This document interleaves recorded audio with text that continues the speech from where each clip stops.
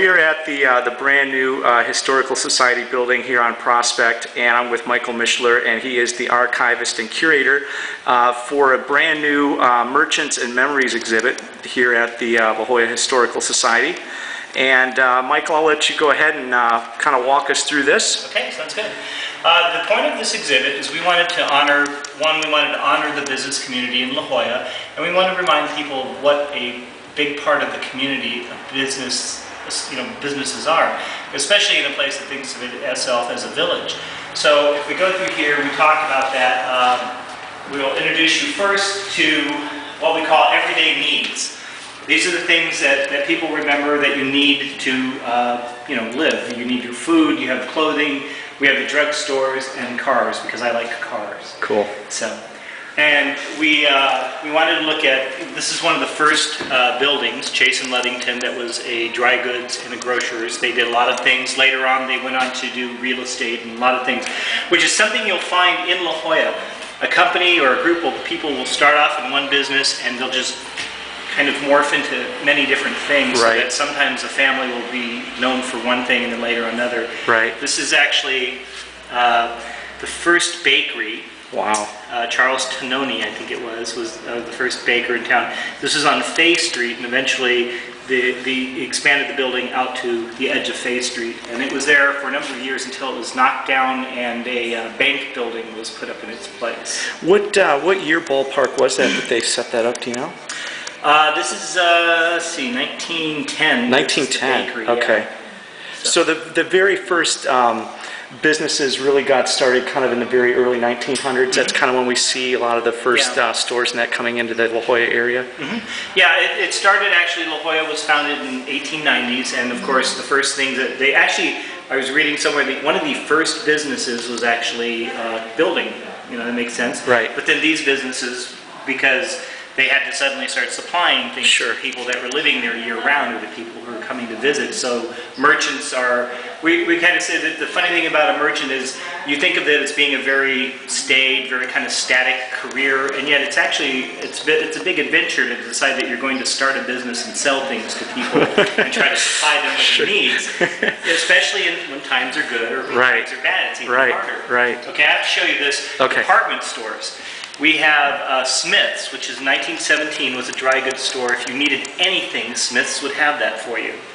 Sanderson's, this is now the building that is the Armani Exchange. Oh, wow. This Sanderson's was there for years and years.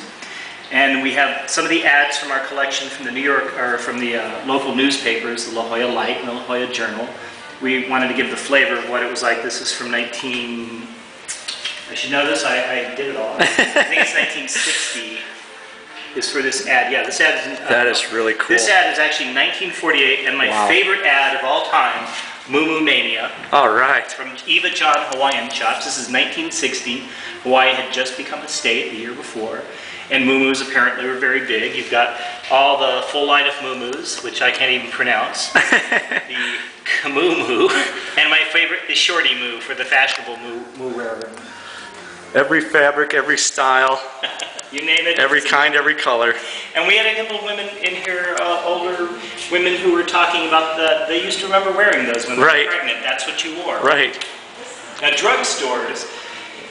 A lot of people remember Silas Putnam's drugstore, which is, for a long time, was located in the Grand Colonial, in the lobby there.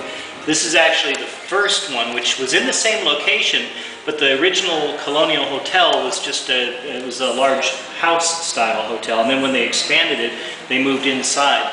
What's funny is I don't have any pictures of the inside of Putnam's, which a lot of people, longtime La Jollans, will remember. Right. Putty's, going to Putty's for the soda fountain. Right.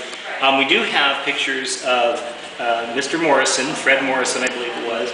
He had a pharmacy on Boulevard. Boulevard Pharmacy on Nautilus and La Jolla Boulevard. And this is this is early 20s, this is about 26 or 27, I believe. Wow.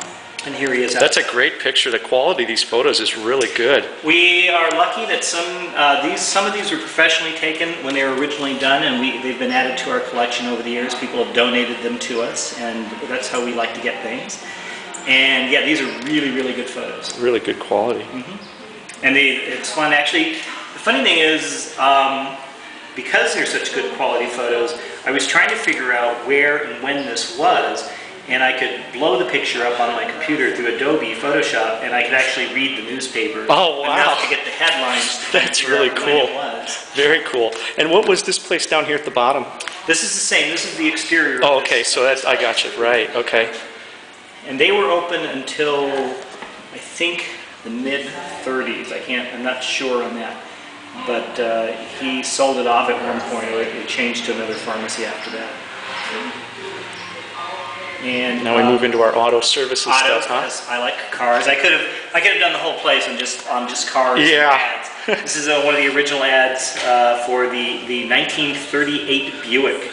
Wow. $1,241. Wow. The Dynaflash engine and everything else you got. Mission Garage was established in 1928 and was here for years and years. There's also let's see, Seaside Buick was here, there was a Ford dealer and a Chevy dealer, and eventually they all moved out. Seaside is now in Claremont, but they originally started here. This is one of the early gas stations. This is up on, the notice said that it was up on the top of Scripps by where UCSD is. And this would be around where the third college was. This is Max gas station. A lot of people will remember the mobile service station. For a long time it was on Prospect, and this is Harold Kramer, the owner, who some of our people still come in and say, oh, I remember him, he was such a nice man. And again, this is Mission Garage. They not only repaired cars, but they sold cars, and right. So that's where they were. And that's looking like probably the 1920s, the way those cars look. That's the 20s, yeah. And that was right after they started. Wow, that's really cool. You got some really good stuff in here. This is a great exhibit. Yeah, it's been kind of fun. This is always up on the mantle. This is a picture of, I don't know if you can get that through the glass. It's one of the old bathhouses, which by 1925 they were taken down. They were originally built when the railroads were built to bring people up from San Diego to La Jolla as a tourist destination. They built these bathhouses, and they had restaurants and all sorts of things that people could come up here and have something to do. Well, by 1920s, the La Jollans didn't really like that, and this is actually where the Cove is now. Right, yeah. It's just funny to think of the time at the Cove when there was so much advertising. Right. But by 1925, they took those down, and one of our board members, actually, her house was built around the time this was taken down. And when she was remodeling part of the house, they actually found some of the signs that they used had been reused to build her house. That's really something. Wow. Very cool. Yeah. Very cool.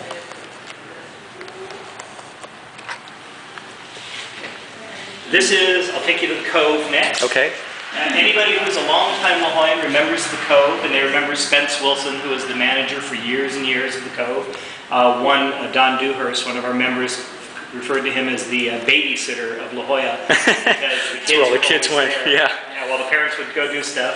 Well, this is nice. You got the full house of kids in there, huh? This is Christmas Eve, 1953, and they did this for years and years, but we have pictures from 1951 to 1954 of the kids on Christmas Eve watching a movie. We actually looked in the newspaper to see what they were playing, but they don't list it just for the kids, so it's probably a collection of cartoons and shorts and series. Right. These photos are actually taken from various, I love this girl. I want to know who she is.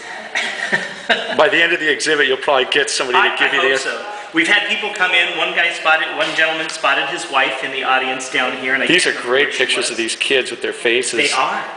And George Coles, his sister Chris Coles, came in and picked out about 5 or 6 people here that she knew. So we hope people come in and do that. And this is the actual sign when you've already shown it, the Cove sign. This actually came from the theater. Off the theater itself, wow. Yeah, when they were closing it down, some of our members collected it to make sure that it would be preserved. Wow, these are really great classic pictures of the kids watching these movies. Mm-hmm. And it's fun to watch because some kids are so entranced by the movie, and some of them are aware that there's a camera taking pictures of them, and it's just fun to see their expressions.